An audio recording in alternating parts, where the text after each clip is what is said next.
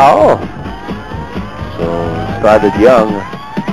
Well, so, these guys, itong mga nakikita natin dito sa Fisturama, meron dito mga nag-upisa ng 12 anyos pa lang, 11 anyos, lumalaban na dito sa Fisturama. At ito naman po, programa natin para mabigyan ng pagkakataon yung mga bata na mag-develop yung kanilang boxing skills. Lalong-lalo na at naghahanap tayo ngayon ng mga bagong sibol na siya pong magdadala ng ating bandila sa mga kompetisyon sa mga international boxing tournaments at baka sakali at makakuha tayo ng ginto sa Olimpiada sa pamamagitan po nitong ating programa na maaga pa lang, binibigyan na natin sila ng pagkakataon. At constant ang ating scouting and recruiting process. Right. Kasi ang national pool natin, never stagnant yan. That's right. May ikot pati. May ikot pati National Open Championships. Ginaganap ngayon sa Bacolod. Oo. Noong nakaraang taon ay sa Iloilo at sa Cagayan de Oro. So, may ikot yan. Binibigyan natin ng pagkakataon na mabigyan ng pansin yung iba't ibang mga boksingero. Pero ang balita natin, Ed, yung national pool natin, including the women, they're totaling 50 na. Marami na, So, marami din yun. Marami na siguro yan. Oo, marami na tayong pagpipilian. Well, yung sinasabi natin kanina, the non-stagnant nature of the national pool.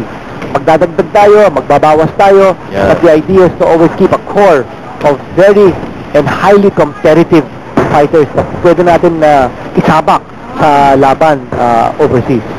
Well, sabi mo nga, magdadagdag at magbabawas. Depende yan sa performance nila.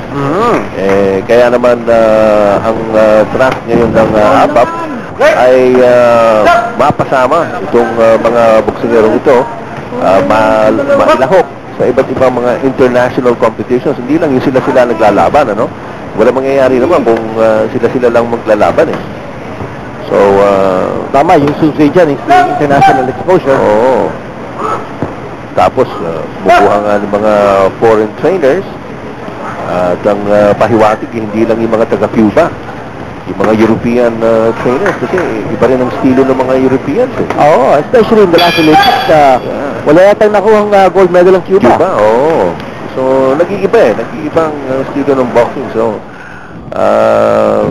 we're very optimistic na with the kind of enthusiasm na pinakikita ng bagong pamunuan, the new leadership of the ABAP ay magkakaroon ng panibagong sigla rin ang paghahanap at yung paglahok at pagsali ng mga kabataan dito sa amateur boxing.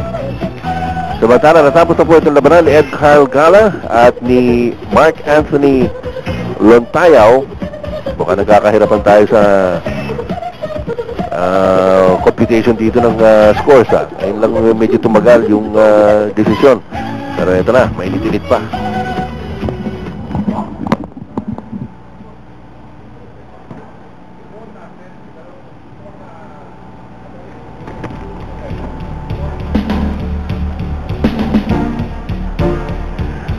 Ladies and gentlemen, we have a winner on points.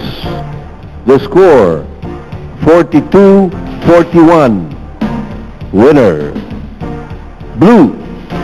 Uy, silang tayo ang nanalo by the slimmest of margins of 42-41. Ang dami naman na-score nun. Sabi nga natin, so evenly matched because both are important. Very similar styles. Pareho halos na by one. Lontayaw winning that over Ed Carl Gala. Okay, mga kaibigan, tuloy-tuloy po ang action dito sa Fisturama, but first, some reminders.